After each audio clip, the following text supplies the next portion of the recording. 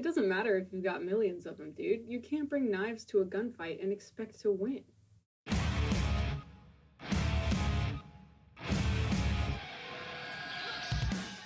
I need to issue a huge content warning for this video for frank discussion of sexual assault and rape. Most of you probably already know and expect it at the end of this video, but I'll put timestamps in the description and in the video itself and give you another warning before we get into that if you're not in a place to be discussing those topics. On October's highest spire at the top of the world, Vash waits for knives. He clutches his left arm where metal meets flesh, and he remembers. He remembers everything. The Big Fall, July, Janor Rock, Fifth Moon, days, years of wandering the desert, and the people, those who welcomed him, those who rejected him, the people he's hurt, the people he's helped, people who have loved him, hated him, failed him, saved him, laughed and cried and eaten with him, everyone he has ever known. It all comes down to this. Have I done enough? Have I lived enough? Have I loved enough? Have I considered right action enough? Have I come to any conclusions? Have I endured loneliness with grace? His heart lingers on Wolfwood's grave, and Rem's smile. Vash closes his eyes, breathes in deep, steels himself for what is to come, and stares down the arc. One man, standing between humanity and total annihilation. As foretold in Volume 1. The arc, massive, grotesque, frames him, wings out, turning him into the image of an angel. The sun coronates him, harsh and blinding, haloing him as the Messiah. He draws his pistol up to his face, an invocation, a prayer. The journey ends, but the days continue on. These tough and tender days that I've loved. I think Vash is ready to not survive this. I don't think he's wishing that he will die. He might be, I don't know. But at the very least, he is prepared to meet his end. He has expressed in the past a desire for himself and knives to never have been born, to have never cursed humanity and dragged them into their cosmic Greek tragedy. To Vash, his best case scenario is that they go out together. He goes and Knives goes with him. Kronika's at her battle station. Supporting her is Domina, another independent on a second ship. They're going to launch their strongest weapon, a cannon called Tallhammer, right at the Ark, to break apart the fusion of plants and end this conflict with one massive strike. Domina is uncertain that they should begin with the harshest measure, but Kronika insists they need to end this before any further escalation. So they fire. Vash stands, patiently watching the Ark's slow approach to his position, waiting for Knives to come into range, this dragon drawing ever nearer to Saint Michael, who will cast him down. And then the Ark is gone. Tallhammer punctures the atmosphere right where the Ark was, cratering into the desert. And in that moment, the Ark is just not there. And then it is, in a thunderclap, bone-rattling shockwave, fear of the devil himself splitting the hearts of men. The Ark reappears right above October, blotting out the sun over Vash, dragons seeking prey to devour. Knives, blistering with rage and fire and power. Everyone's minds struggle to catch up, to understand the impossible truth that their eyes just witnessed. Knives and the Ark teleported. This chapter was so masterful. It feels different from almost any chapter I've read before. Like, the way Vash's memories take us through every volume, every character, every subplot, culminating with all of the gung-ho guns, and then this wham page of Wolfwood, Rem, Vash. It's so heartbreaking that Vash either can't or won't picture Wolfwood's face. Just his gravestone, just the Punisher. I will not be surprised if we do not see Wolfwood again until maybe like the last chapter, or like the last 3 chapters. I think Naito Sensei is holding out on us so that when we do see a memory of Wolfwood, it is going to hit that much harder. And this chapter put real fear in my heart when the arc teleported. The way it's done, it's these identical splash pages. The first one absolutely dominated by the arc. Turn the page and it's nothing. Everything is the same, but the arc is just gone. And then we see abject fear in Vash's eyes, and this god-awful drawing of knives like we have never seen him before. I could feel the concussion as the arc births itself right back into reality above Vash. And through this entire chapter, we only see Vash from the left side, or from behind, or from close up on his face. All these angles that obscure or diminish the blonde in his hair, that make it look like his hair is entirely black. It's a visual reminder that time is up. Death awaits him and everyone else. I don't understand how something can be this good. Can you tell I love this story? The Earth crew cannot believe their readings, but all signs point to the fact that Knives on his own has accomplished short-distance space-time warp. The captain of the Earth ships calls for more data, any data they have on Independence doing anything like this, but there's nothing. Chronica says in all the centuries of space exploration, there has never been a recorded instance of any life form succeeding at warping under its own power. They no longer have the element of surprise, and now they can't fire at the Ark because it is directly over the city. Chronica is suspicious of the timing of all of this, so she asks Domina what she thinks. Domina, however, is distracted by a vision of this flashing into her mind. And when she recovers and refocuses, she also agrees that the timing was too perfect, as if the Ark knew right when the hammer was going to fall. The captain starts a system scan to see if their computers have been hacked. Chronica struggles to think of their next move, and Domina seems very shaken by the vision she just received, and does not notice a tendril of something snaking up her leg. October is pandemonium. The residents start shooting up at the thing that just appeared above them. They don't know that the Earth ships just fired. All they know is there's a big explosion. The Ark moved. Was the explosion the Ark? They've got no clue what's going on. And the plants, too, that in the city start resonating at an intense frequency, only adding to the noise and the chaos. Domina says, it's really falling apart down there. They're all pointing guns up at us and shooting. And Chronica says, Domina, how can you see that? Domina is not listening. She's like, wait, why are we helping them?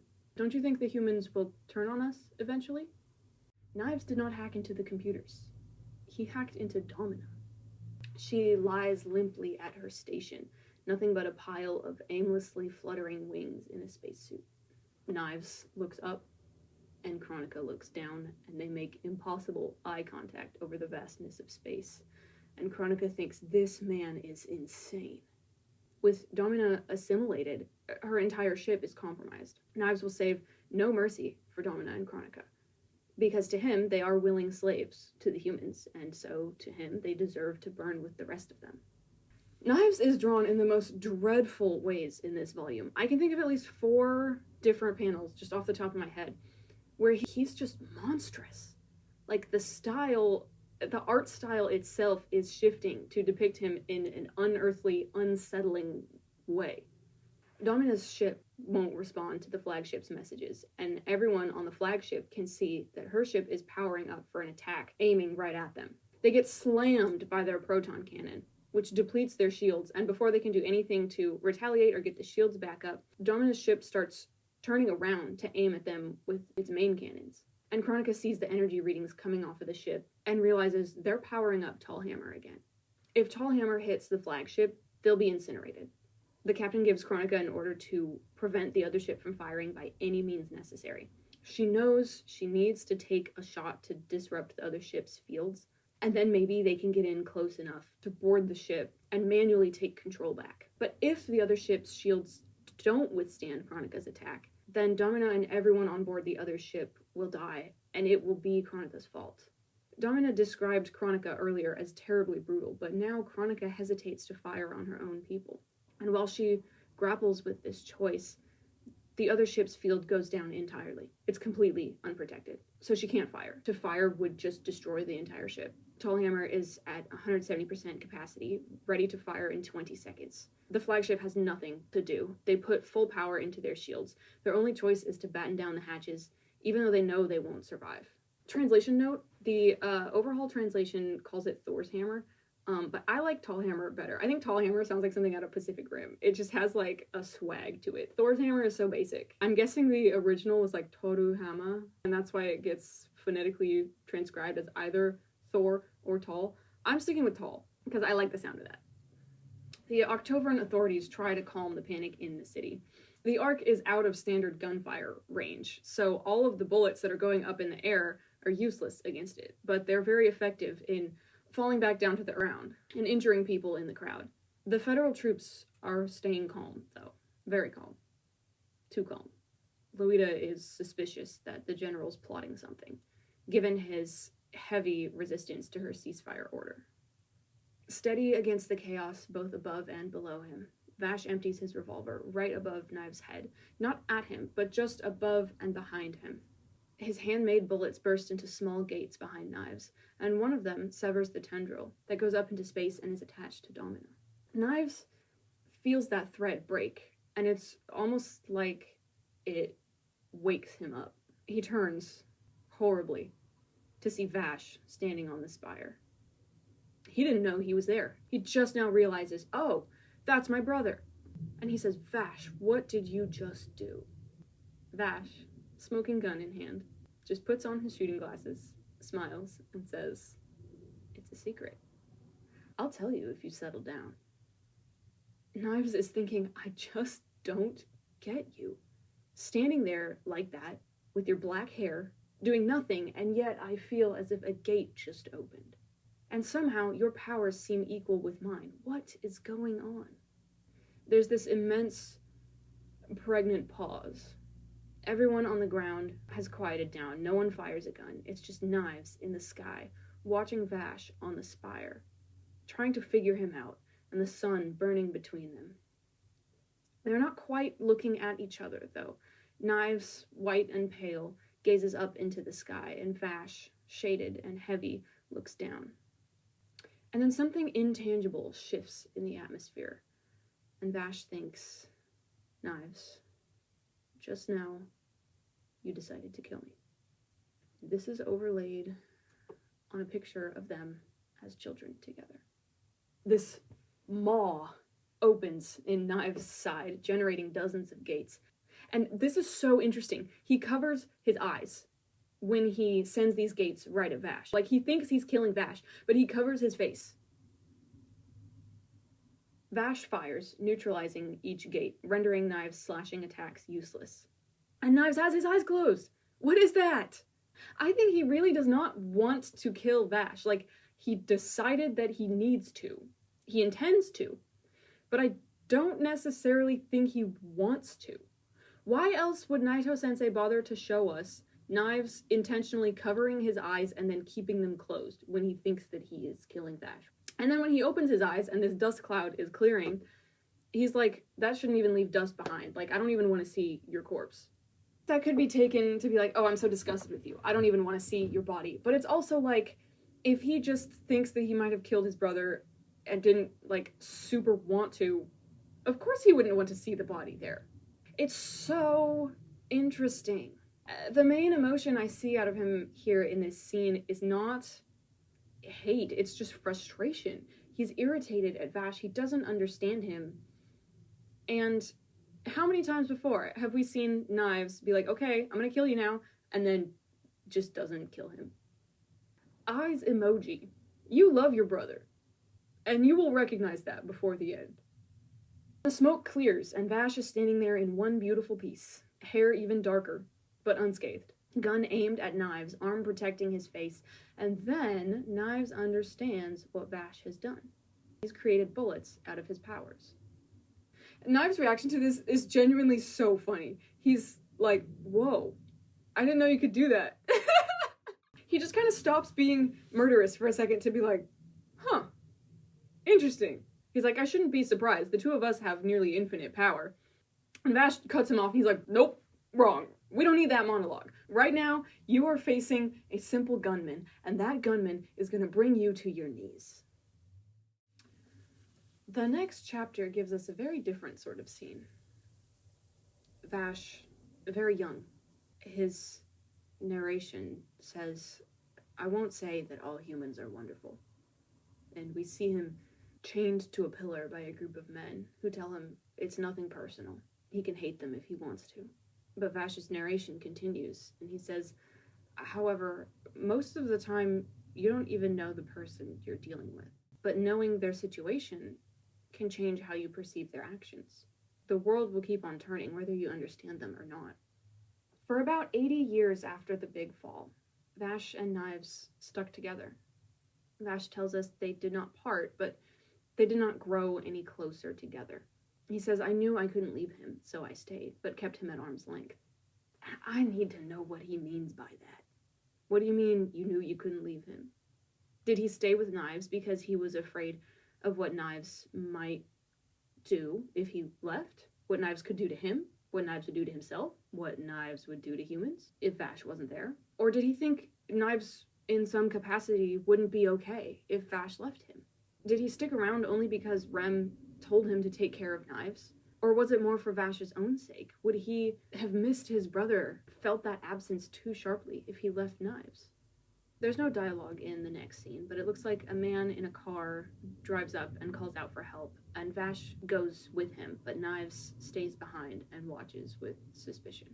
Present-day Knives faces the barrel of Vash's gun and says, how many times have you pointed that stupid weapon at me? He moves in close, putting the barrel right up into his eye, and says, you can't do it. You won't. You're incapable of killing me. Y'all remember when Wolfwood pulled this exact same move in Volume 2? Much to think about. Cut to an identical shot, 70-something years earlier. Vash, shaking, breathing heavily, points a small gun at Knives' face. And Knives says, why are you pointing that at me? Vash lowers the gun. Knives stands up. And now we see that Vash is still chained to the pillar, and Knives has sliced through the entire town. Blood paints the foundations of the houses. He says it like he's in disbelief. Why are you pointing that thing at me? I saved you. It's like he just doesn't get it. He's so casual, just kind of frowning at Vash, looking so young, hand on his hip, talking down to Vash in these simple terms. Like, even his clothes give him this boyish, disarming look. He's wearing, like, jeans and a sweatshirt.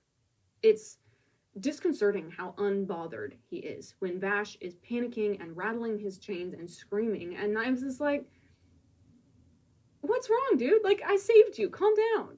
He says, a village that preys on travelers like this, it's only right that they should meet their end this way. You shouldn't have been so gullible. If everyone was like you, humans like these will take over the entire planet. They only steal and kill and prey on the meek. Why don't you just sit tight and calm down, and I'll go take care of the rest of them. And it's only right here that the cracks show and Knives' malice slips out. He walks away with a wave of goodbye, ignoring Vash, who's screaming and begging his brother, stop, don't do it, come back, don't leave me. He screams and shoots Knives in the shoulder. It's like he acted first and thought later. You can see his mind catch up with what his body has done. Knives touches the wound, looks at his blood, and he says, Vash, if you're gonna shoot me, improve your effing aim. And he whips around and severs Vash's arm clean above the elbow and just leaves. Leaves Vash screaming, amputated, violated, alone, still chained to that pillar. Back to the present day, Knives teases Vash, pushes the barrel of Vash's gun deeper into his eye and says, don't miss this time or I'll take more than just your arm. But Vash stays collected. He says, don't worry, Knives. I'm ending this today. When you go, I go. I'll use every last ounce of strength I have to end this.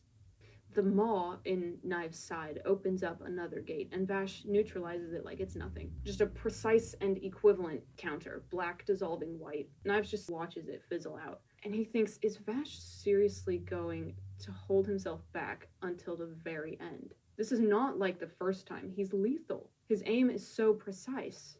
He could finish this right now if he really wanted to. Pot kettle, millions knives. He wants Vash to go all out.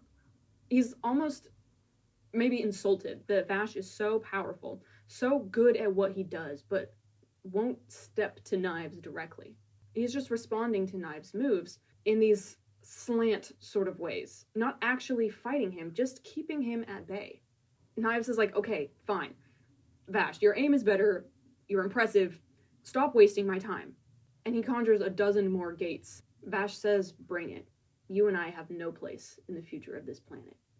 And his bullets this time don't just cancel out Knives' gates, they actually start pulling in pieces of Knives. Tendrils and teeth in the maw, crossing these event horizons of Vash's little black holes.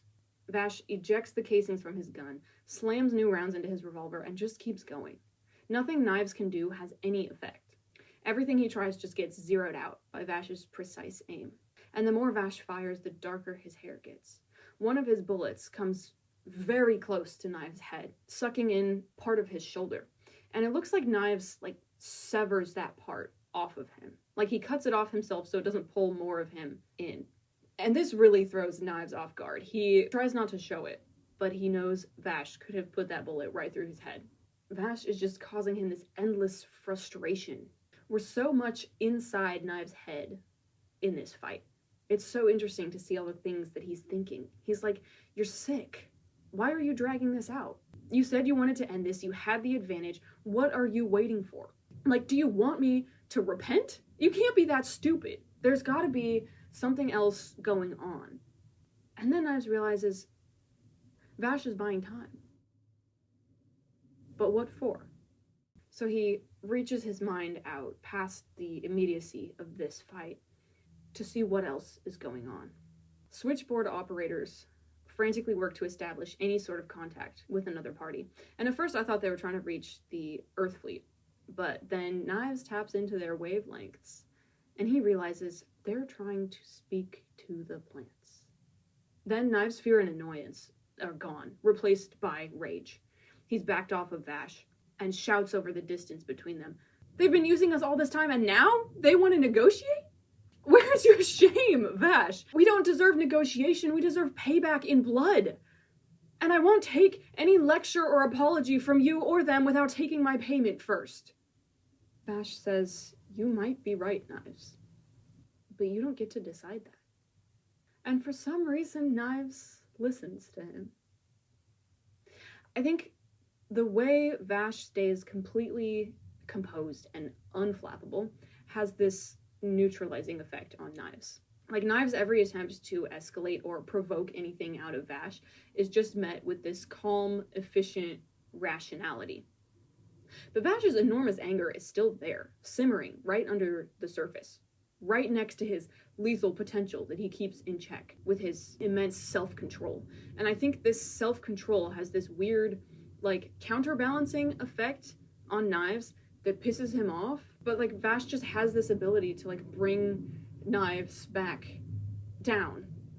So Vash asks his brother, do you remember the village where you cut off my arm? That village had reason for preying on travelers. They did it to survive. Knives is like, great. You're defending murderers now? Do you even hear yourself? Vash says, no, you're not listening to me. That's not what I said. I'm saying there was a reason, and you don't know the whole story. Remember this. Remember what Vash said right here. It's important. It was placed here on purpose to brace us for the end of this volume. After Knives had cut his arm off and left him to bleed out against that pillar, a girl found Vash. She was from outside the village, a relative of people who had lived there. And she'd been forced to stay away from her community for over 3 years. And the reason was radioactivity. Not on her, but everyone else. Everyone who lived in that town had been run out of the major cities because they were irradiated. And on this planet, banishment to the desert is practically a death sentence. But the people of the cities thought it was better to send radioactive people out to the desert to die than to risk spreading the contamination. But the irradiated people were able to form a civilization of their own and survive. This girl was cut off because she was clean. She was away on the day of the radioactive accident. and so she was forced to stay away from her family for her own safety. And after 3 years, she risks her life to come back to see her family and friends, only to find the entire village slaughtered, and this strange one-armed boy, the only living creature for miles. For the second time in her life, she is the sole survivor. And maybe her family did deserve their fate for the violence and trickery that their community had done to outsiders, even if it was for their survival. But it was such a terrible way to die. Vash says she just cried for hours. He investigated the cause of the radioactivity, and he found that it came from a plant that had gone out of control. An accident, human error, but the people responsible sacrificed their safety to stay and contain the damage. They saved hundreds of plants and thousands of human lives. And it was these workers who were the ones who were exiled from the cities to form their roughshod highwayman village out in the desert, where they stole from travelers and left them to die, in order to keep themselves and their community alive. And what Vash is getting at is that you never know someone's story. Taking the time to learn about someone, to talk to them, it's the practice of humanizing people, understanding their story, understanding where they come from. Maybe it will not justify their actions, but you will begin to see them as people, to come to an understanding. You will understand them and they will understand you. And when you've talked and when you understand each other, it's so much more difficult to hate each other. So Vash asks Knives, do you understand now everything that I just said? And Knives says, I understand that you're making excuses for wretched people. Vash is so fed up, so tired of Knives willfully misunderstanding him and twisting his words. He stamps his foot on the ground and says, no, that's not the point. The point is, we know so little. And you're ignorant. And yet you arrogantly point the finger and pull the trigger, and I won't allow it. Knives attacks. Vash defends. The humans try desperately to make contact with the plants. Vash is using both of his guns now, and Knives thinks, I do understand you, Vash. I know why you wear that coat and live among humans and refuse to kill even when your own life is on the line. But you are overlooking one crucial fact. And as if on cue, the clouds below clear to reveal dozens of cannons below, operated by the federal troops. And with a clear shot to Knives, they fire at will. What is that crucial fact Knives speaks of? What Alendra said last volume. No matter how hard Vash tries, there will always be some human to mess everything up. Come here. But that doesn't mean you don't try. That doesn't mean you give up. Vash screams for the people below to stop, but of course none of them can hear him. Knives tells him, you're so naive. No one is more guilty of acting in ignorance than humans. You fight for them and they sabotage you. Nothing you do can stop them or save them. Vash has to defend from knives above and cannon fire below. It's sapping him quickly. He's tired, scared, panting, barely able to keep on top of things, even with both guns, and he's using up ammunition, his life force, twice as fast. Below, a small ship flies over the field where the troops are stationed and pours smoke out of its exhaust vents, obscuring their view completely. The captain is about to tell the troops to fire anyway, but Millie and Meryl ride through, knocking over the captain before he can give the order. And Millie stun guns the only guy who saw them do it. Meryl starts firing into the smoke to create as much chaos as she can on the ground, and Brad, on the ship, silently apologizes to Vash for not coming up with any better plan than this, but he's done what he can. Vash takes this moment to recenter. They've given him a chance to breathe, and he takes it with gratitude and gravity, to remind himself that he is not alone, and he can still fight. Domina has been retrieved from her pod and placed in quarantine. She looks awful. Wings sprout from where her eyes and mouth should be. There's a second head on her pelvis. The computers report that full repair is impossible, and the chance of salvaging her personhood intact is only 0.03%. So Chronica issues what is essentially a DNR. She's going to prioritize using Domina to collect data on the enemy instead of trying to save her. Chronica is in tears when she gives the order. She says it's what Domina would have wanted, because Domina was always better than her at making the right call when things were critical. On the ground, the smoke starts to clear, and the girls try to make a break for it now that they're open targets. But one soldier shoots Millie's mount, and she takes a hard fall. She's unconscious, and Meryl gets down to try to help her, only to find the whole battalion of soldiers with their weapons trained on them. She starts to drag Millie away, but they're out in the open and there's nowhere to hide. The trampled captain orders the soldiers to shoot the civilians, and unbelievably, they obey. Out of nowhere, a huge slab of steel and concrete blocks the bullets. A bunker door ripped from a wall somewhere and slammed into place as a shield by a big man in a hat and a cloak. Yay! Livio recognized Millie and Meryl as friends of Vash, and he introduces himself very briefly, just as Livio, before telling them to get out of there while he keeps the soldiers occupied. Meryl says, no, you gotta wait for Brad to come back with another smokescreen before you try anything. Livio's like, oh, no, I'm not actually here as a distraction. I'm just gonna charge them head on. Threats and negotiation would waste time we just don't have. So he twirled his weapons, hoists himself up to stand at the top of the door, and addresses the thousands of troops in front of him. Hey, where's that general? Most of them just stare at him dumbly, but a couple of guys look over to the right. That's my left. What am I doing? A couple of guys look over to the right where there's a building, and Livio is off like a shot. He just plows through the crowd, knocking men off their feet, weaving through them so fast they don't even know what hit them, shooting feet and ankles to keep would-be pursuers away, running over the backs of fallen men. And in no time at all, Livio stands in front of the bunker, an entire army vanquished at his feet, and he's about to break down the door. Guys, when I say that I love him, I mean that. Clap if you love Livio.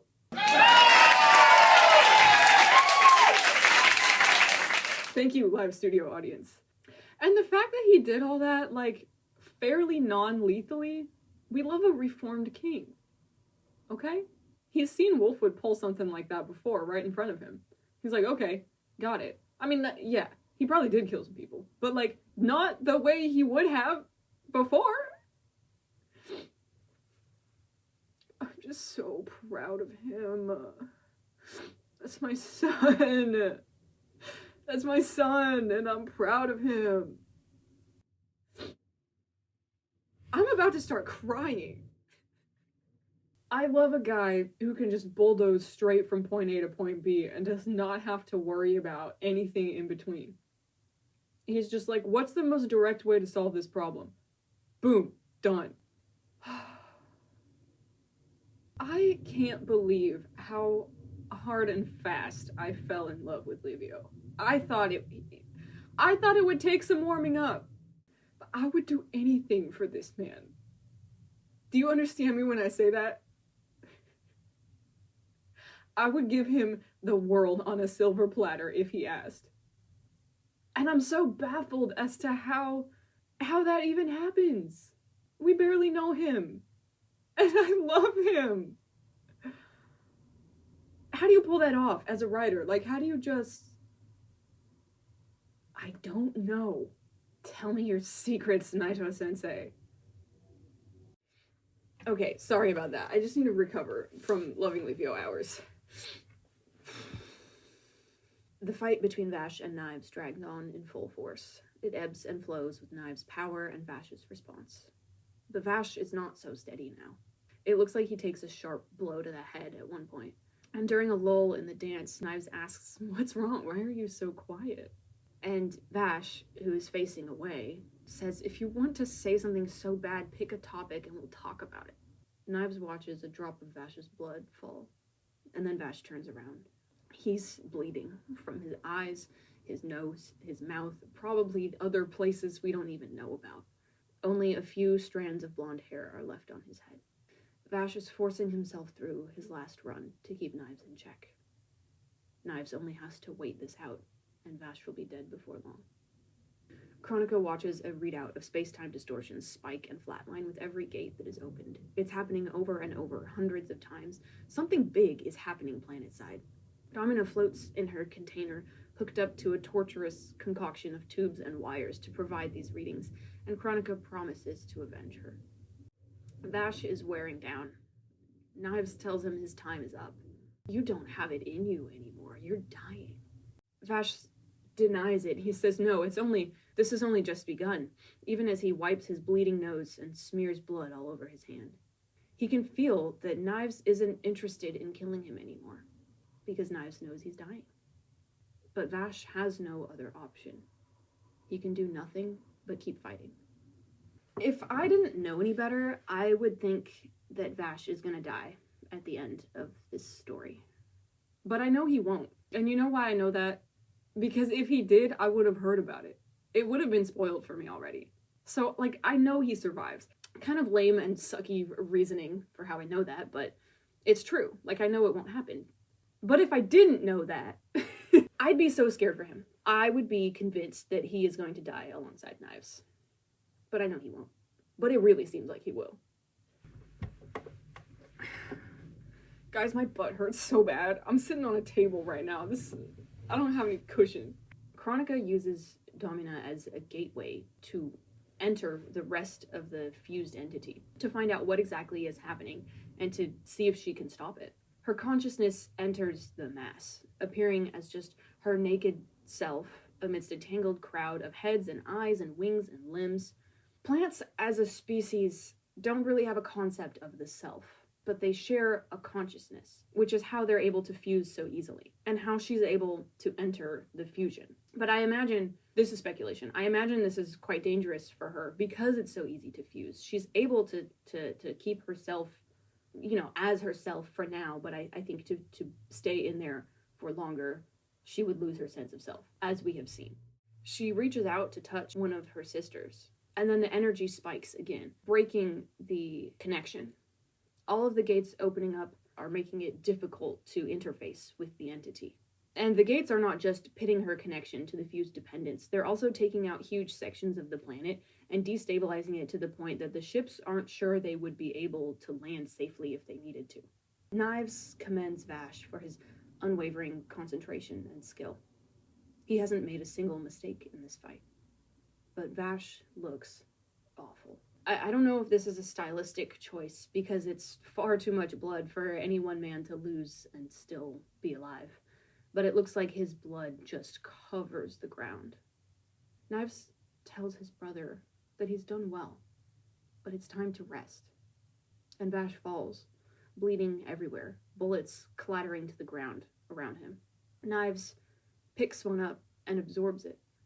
He says to Vash's unconscious body, "You must be disappointed, but at least you don't have to see what comes next. Sleep well. You won't have to face the pain of reality any longer." And he flies up and ascends back to where the Ark is. Vash was only out for a few seconds, but he wakes in darkness. One of the suns is setting. He's seeing stars, the lights of the city. His eyes are open, but his face is completely vacant. His body barely responds. His ears are bleeding, but he drags himself up. Knives hears the feeble scraping of Vash's boots on the bloodied ground and slams a knife down next to his neck. He holds it there for just a moment, looking shocked and appalled that Vash would even dare to get back up after this. And then two things happen at once. Something huge slams Knives from above, and on Livio's side of things, a giant iron nail crumples the door of the bunker and nearly impales him as he charges in. Knives recovers from the blow and turns to face whatever just hit him. Chronica prepares to fire again. She says, "It's nice to finally meet you, Knives." And she's got the Earthship hovering right above the top of October's spire. It looks like it's going to just crash into the ground. Like, it's insane that it's able to maintain this position. She is hitting Knives with the proton cannon at point-blank range. He flies up to meet the ship, a deranged look on his face. He's probably thinking, this ship has delivered itself, and an independent, right into his hands. Vash has got himself at least to a sitting position now, but he's frozen with his pistol arm off to the side, and an open-mouthed look of abject terror on his face. Because whatever the hell this thing is drops in from the sky, and oh, I am really about to do it. I joke about needing a drink every time Legato shows up, but I'm taking a shot for real right now. I have never wanted to see anyone less. Vash weakly jokes, "Oh, I was I was wondering when you would show up. Thought you'd be here sooner. Everyone on the ground watches this melodrama play out above them, powerless to control anything or protect themselves. The Earthship is impossibly huge, dwarfing the Ark, and it looks like it's going to fall right out of the sky. Knives puts his face up to the barrel of the cannon, probably to intimidate Chronica. I don't know if she's scared, but I am. No sane man does this. She fires, and he blocks the blast, but it looks like Vash and Legato, who are under him, just take the shockwave. Vash had, at some point during his imprisonment on the Ark, asked Legato why he served Knives. He said, "You have to know, he won't make an exception for you. He'll kill you too." And Legato thinks, how many times have I had to answer this same stupid question?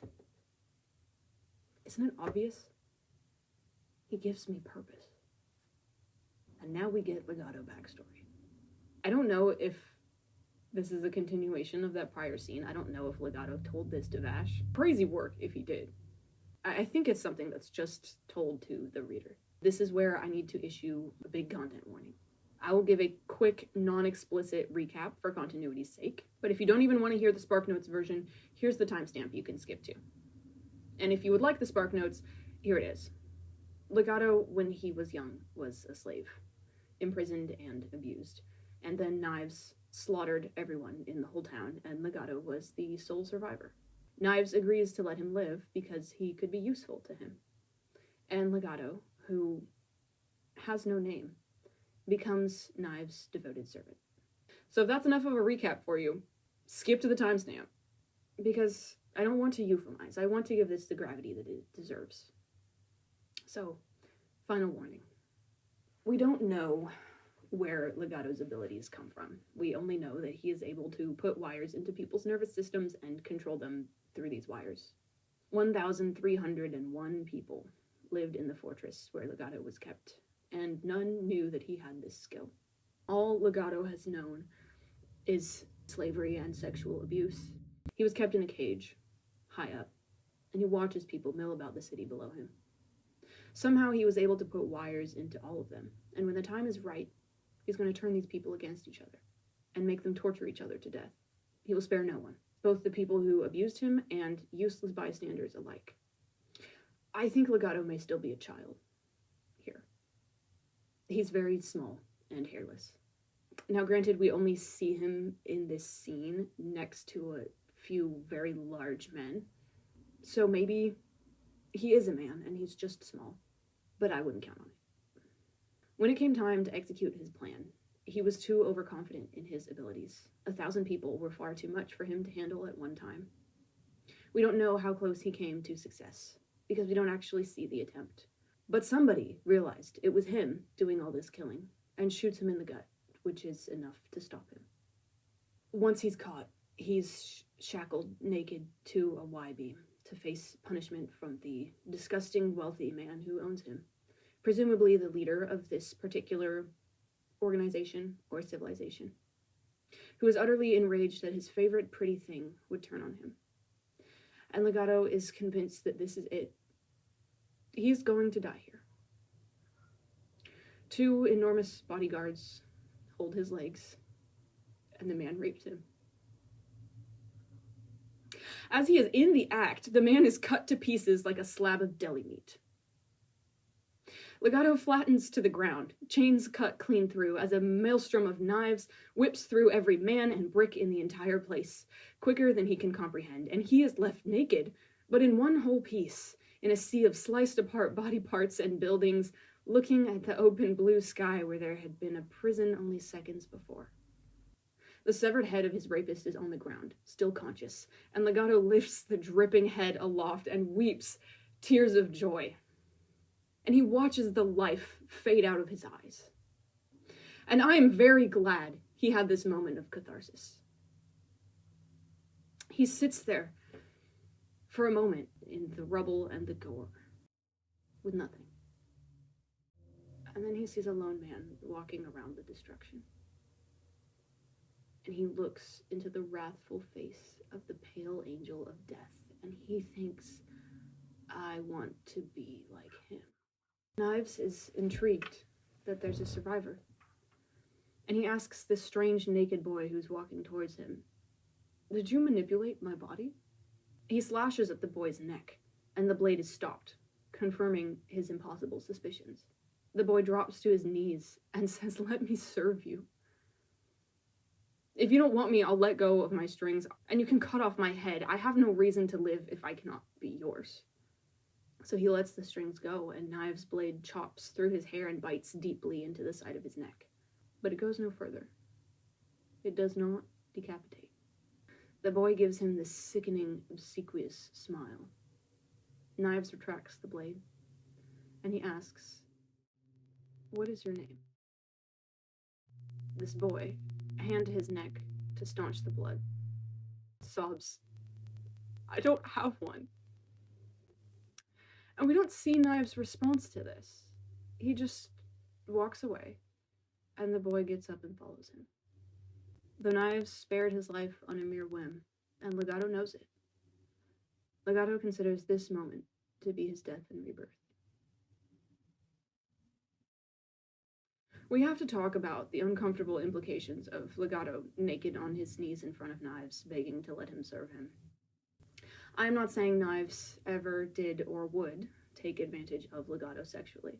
There's nothing in the text to indicate that, but it takes very little straying off the path of direct text into subtext to arrive in some very bad and scary places.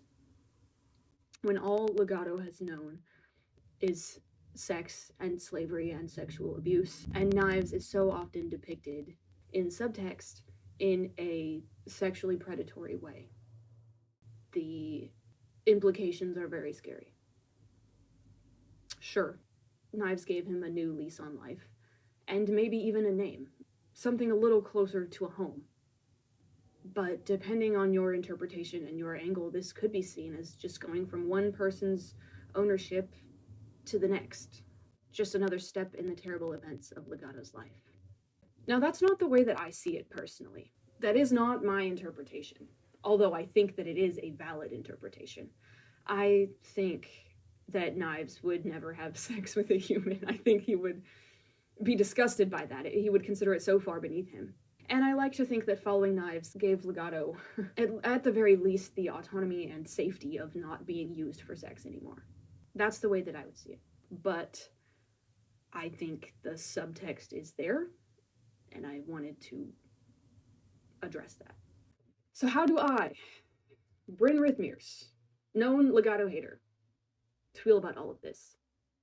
I think it comes down to two things. Number one, what happened to Legato was horrific, and nobody should ever have to endure something like that. And number two, Legato is still the worst human being on the planet. It's just like what Vash said earlier. Knowing it justifies nothing, only serves to make you understand. And I think that line was put in that earlier chapter specifically to prepare us for what happens in this one. Knowing where Legato comes from doesn't make me, personally, like him any more than I did, which I didn't. I just feel not sympathy, really, just pity. Just pity. You wretched thing. I feel so bad for this Legato in this moment, who he was. This child denied personhood and autonomy and a home and a name. I do not feel the same about this Legato who goes on to kill and torture and override other people's autonomy for fun, for his own pleasure. And as I was turning this over in my mind, the thing that kept coming to me was this: rot begets rot. The evil that is done to you, sometimes you can't do anything about it. But if you are not vigilant and purposeful to act counter to it, the evil that is done to you can multiply and run unchecked and corrode your soul, and it's a choice how you act. Blank ticket, you always have that choice. To fight the vicious impulse that makes you think it would be so good and feel so right to make everyone else suffer because I suffered. And even if other people don't deserve it, it's become so easy to convince yourself that actually they do deserve it, and actually you are justified, and actually you are right in causing more suffering, because suffering was done to you. Plenty of people, not just in Trigun, but in the real world, have been hurt, abused, assaulted, and how many of them do you see going around killing people for fun? You may not have had a choice in what was done to you, but you have a choice in how you respond to that. And I'm not saying you cannot be angry. I'm not saying you cannot seek retribution or justice against the people who hurt you. I am saying you have no right to reenact the violence that was enacted against you against other people who have done nothing against you. And it's this sweeping generalization that is so dangerous, the application of a specific evil painted on all of humanity with a broad brush, that leads to all kinds of twisted thinking. We see it with knives, too. Knives and Legato are very kindred spirits in that way. And I remember in Volume 2, I was somewhat critical of the way Legato tried to position himself as a savior for those trafficked women, saving them from their traffickers, but arguably leaving them in just as bad a position as they were before he saved them. I don't know, maybe they were lucky and encountered kind souls who would help them, and they were able to live good lives after, but I had interpreted that scene in Volume 2 only halfway correctly, because I didn't have the full context. I saw it as Legato trying to do a good thing for someone, not to actually save the victim, but to satisfy his own whims and his own desire to kill. It wasn't about the saving. If it was, he wouldn't have gloated that all of those women were going to die soon anyway. But now I understand that this was a power move to try to be like Knives. He's copying what Knives did for him. But Legato has a different idea of what it means to be like Knives. Because what he did is not the same as what Knives did. Knives massacred people not for fun or for power or for their specific evil, but for their crime of existing. But he happened to kill a bunch of guys who deserved it, and then saw the survivor as a potential useful tool, and let him live because of that. Legato killed for the satisfaction, to prop himself up as these people's savior, like Knives was for him. But Knives wasn't ever trying to save him. Legato made that up, made him into a savior he never intended to be. And Knives at least had the decency to, when there was a survivor, to be like, okay, you can come with me. I don't care about you, but I'll give you a purpose and a name and an evil, effed up little home. Like, I can't believe I just put Knives and decency in the same sentence, but here we are. And that example with the slavers there is like the one instance where you can say that, like, the closest thing to a good thing that Legato ever did. Every other instance we see is him killing, torturing, manipulating for the fun of it. I don't know that Knives kills for fun. It's more of a duty for him. Or a necessity, something that must be done. An extermination, not sadism. When you dig down, Knives is still motivated by love. And fear, but love also. Misguided though it may be. Knives kills out of misguided love and desire to protect his sisters and his brother. Legato is motivated by something else entirely. Hatred, spite, desire to punish. And so I think that's what makes Knives more palatable to me. Even though a lot of their actions are quite the same, Knives' motivations, I think, make him more palatable. Even though Knives is the obviously devil-coded character, there's something so Luciferian about Legato. When he first sees Knives, what does he think? He thinks, I want to be like him. That's the thing that God Lucifer casts out of heaven, wanting to be like God, coveting a role above his station. He craved power and position that wasn't meant for him. Legato tries to put himself in this position of power that does not belong to him, to elevate himself in front of Knives. He's the one who brings Knives back from the dead and plays this game with Vash and tries to kill Vash for hurting Knives. And that gets him crumpled to pieces and stuck in a coffin for years. Knives punishes him for trying to grasp that power that is not his. And Knives punishes him viciously. Knives tends to be a very unreliable character. There are many things he says that his actions contradict. Like the number of times he says he's going to kill Vash and then never does. But I think his dealings with Legato are not one of those things. I truly think he cares nothing for Legato, because his actions back that up. The first chapter of the next volume, Legato is like, please, can I please kill Vash if I get the chance? And Knives is like,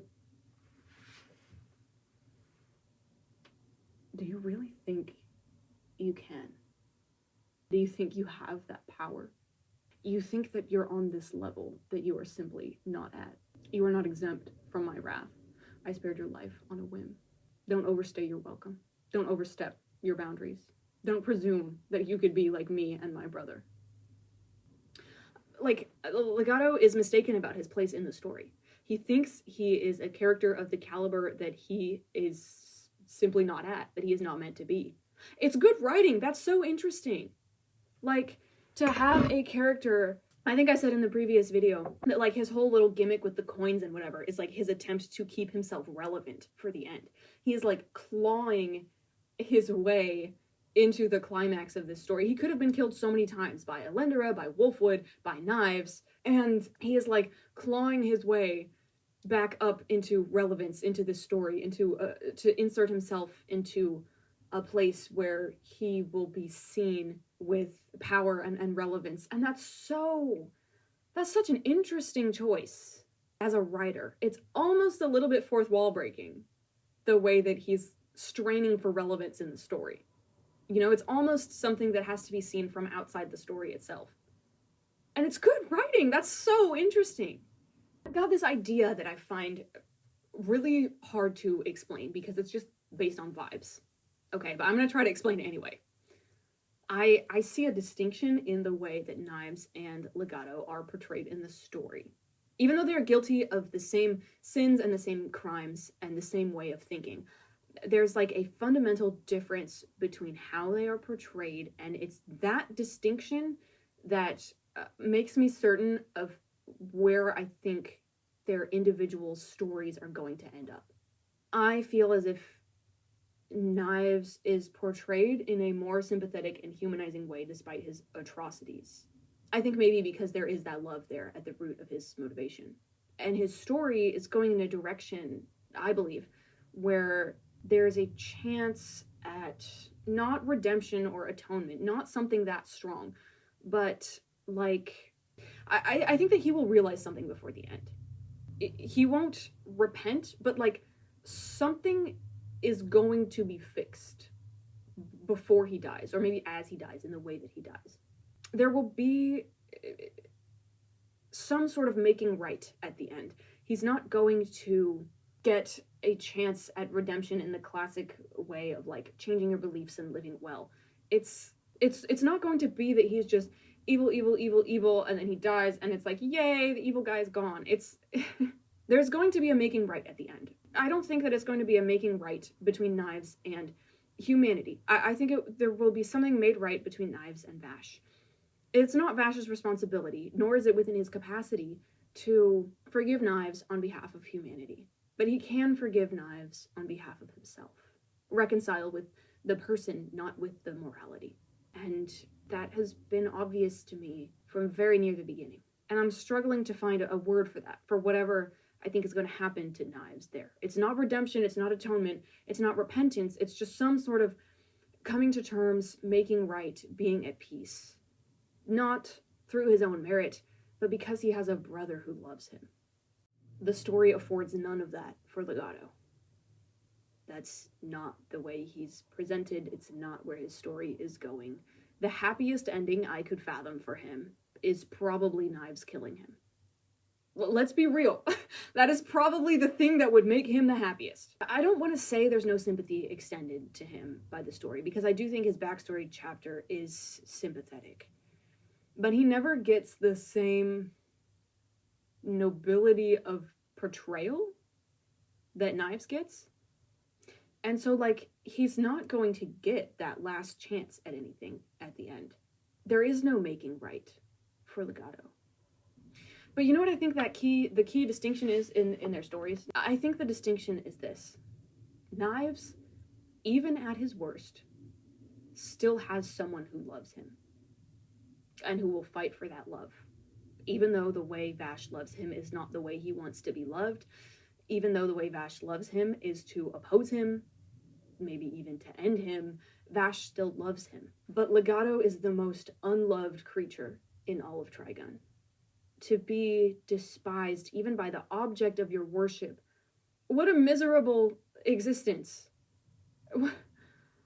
I think that he might be the only character in the story who has no one to love him. That's kind of how I know that he's not going to get any shot at peace and resolution like Knives will. And I'm not saying because he is unloved, he doesn't deserve love. Or that, like, he doesn't deserve a shot at, like, atonement. It's that there's no one on his side fighting for him. There's no one fighting for him. There's no one to help him out of this pit of loathing and disgust. Everyone else in the story has some form of love or camaraderie or companionship, or had it at one point in their lives. Even Elendera, who has no close relationships with anyone necessarily, she loves herself. Legato doesn't even have that going for him. And so I believe that when Legato dies, he will welcome death as a mercy. When the only thing keeping you alive is hatred, what a relief to let go. And I'm not saying he could never become a better person. That's between him and God. Far be it from me to say that about anyone. I'm hoping that what I'm trying to say comes across well, and that I'm not saying that being unloved means you are irredeemable. I am not saying that. I'm saying that Legato has no one to help him. And so I think he's going to die miserably. So many of the characters in Trigun are saved or given peace through the efforts of someone else. Mostly Vash, but, Wolfwood and Rem. And Legato doesn't get that. To me, he doesn't come off as feeling like he could have a moment like that at the end, because there's nobody that could give him that. Does that make sense? I don't want it to seem like I'm saying, if you are unloved, you have no shot at redemption and you get no chance to be better. Like, I'm seeing this as a tragedy. Even the most unloved person can be loved, can find peace and healing. Legato doesn't desire that, though. Legato's circumstance is so unfortunate. Maybe if he had been picked up by someone kinder, he could have had a very different sort of life. But I think if he'd been picked up by someone kinder, he would have just wanted to die. Because the only thing that was motivating him when Knives, picked him up is that desire to be that avenging angel. And if this were a less well-written story, I don't know that I'd be able to extrapolate where these characters' endings are going just based on the way that the story treats them. Because that's something that I feel like you don't consistently see in story writing, necessarily. The story might treat a certain character in a certain way, and then just give them an ending that isn't coherent with that. We see that all the time. So I feel like I couldn't do this type of stuff, this type of analysis, on something that wasn't this well written. But the reason I feel like I'm able to say all this with confidence is because the caliber of the writing is just that good. It's so validating to come at something from an analytical sort of view and have it hold up. And yes, there are going to be things that I will be wrong about, but I know for a fact Vash will not kill Knives. And I know that when Knives dies, there will be a making right. I don't know what that's going to look like, but I know it. And it's hard to explain why I feel that with such certainty, other than I trust the author's ability to deliver on a good story, because that's what he has consistently done this whole time. Because you don't write a story about brothers estranged and leave them unreconciled. The mere fact that they are brothers means that in whatever way Knives goes, it will be bittersweet. All right, the song. The song that I have chosen for this one is Foundations of Decay by My Chemical Romance. It embodies that weariness of Vash. That rotten succubus pull of how easy it would be to give up. That ugly, spitting blood resilience that it takes to pull yourself back together and keep fighting. Vash has nothing left for him in this volume, but he is still going. And then the way this song ends with that scream, just G screaming, "Get up, coward!" There's a self-hatred in there, but it's a motivational self-hatred, It's is it kind of bad for you? Yeah. But is it getting the job done? Yes. That's Vash. That's him. That's what he's screaming at himself when he's like blacked out on the ground in a huge pile of his own blood. Who do we see laying in the foundations of decay? Legato. Who do we see fixing his heart? Vash. Everyone in Trigun has suffered, and suffered immensely. Trigun is asking the question, what will you do in the face of that suffering? Will you be like Knives? Become a person controlled by fear, lashing out, hurting other people because you're so afraid of what happened to you being repeated? Will you be like Legato, someone given in to hatred? Or will you be like Vash? Will you be the kind of person who puts in the grueling, bitter work of fixing your heart?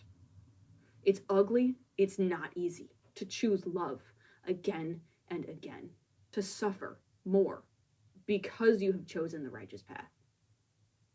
But do you believe in a better tomorrow? Will you lay in the foundations of decay? Will you let rot beget rot? Or will you fix your heart and get up and love desperately, knowing it won't be easy? You have a choice. We suffer. We don't understand other people. We hurt people. We are hurt by other people. But what will you choose? Will you let rot beget rot? Or will you fix your heart? I feel insane. I just stopped reading Trimax. It made me too crazy. It would be like, my journey ends, but the tough and tender days I've loved will remain. And I would be like, ah! I can't even tell you what reading that did to me. Thank you for sitting through yet another hour-long video. It was a tough one. It was a tough one, but it is good. I feel crazy. Anyway, enough of that. See you later.